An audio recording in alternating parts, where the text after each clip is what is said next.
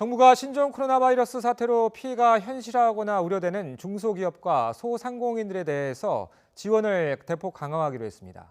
우선 내일부터 중소기업에 250억 원, 소상공인에 200억 원의 경영 안전 자금을 인하된 금리로 제공합니다.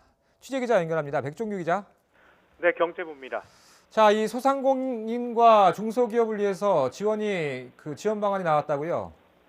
네, 최근 소상공인연합회가 소상공인 1,000여 명을 조사한 결과 신종 코로나 바이러스 감염증과 관련해 97%가 사업장 매출이 감소했다고 답했습니다. 특히 매출이 1년 전보다 절반 이상 감소했다는 응답자 비율이 44%나 됐는데요.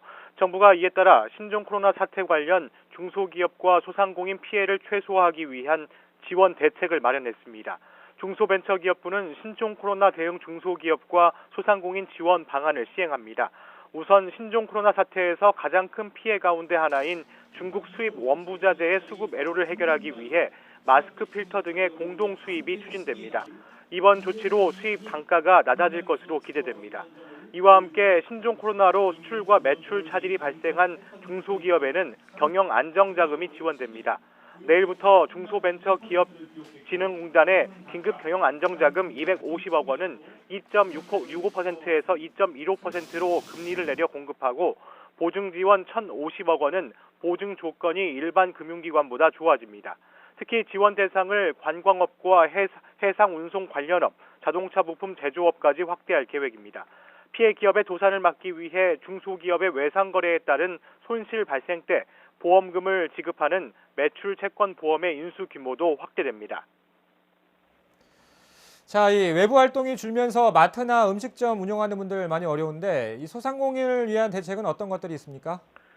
네, 소상공인 시장진흥공단 경영안정자금 200억 원을 1.75% 금리로 지원하기로 했습니다.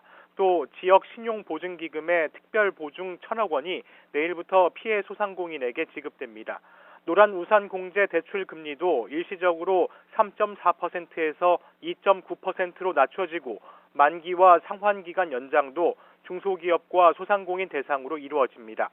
이와 함께 민간 쇼핑몰에서 온라인 특별 기획전을 열고 전통시장 활성화 캠페인도 진행할 예정입니다. 중기부는 자발적 상생협력기업 업무협약 보완을 통해 중소기업과 소상공인에 대한 기존 지원도 확대합니다. 이에 따라 외식업 중앙회와 협약을 맺었던 국민은행이 지원 대상을 기존 음식점에서 숙박업과 여행업으로 확대해 모두 450억 원을 추가 공급합니다. 또 중국에 진출한 중소기업에 마스크 등 구호 물자를 제공하고 소상공인과 전통시장을 대상으로 손소독제와 마스크도 제공할 계획입니다. 중기부는 앞으로도 경영 안정화를 위한 추가 재원을 확보하고 예상 피해에 먼저 대응하기 위해 정책 지원에 집중할 방침입니다. 지금까지 경제부에서 YTN 백종규입니다.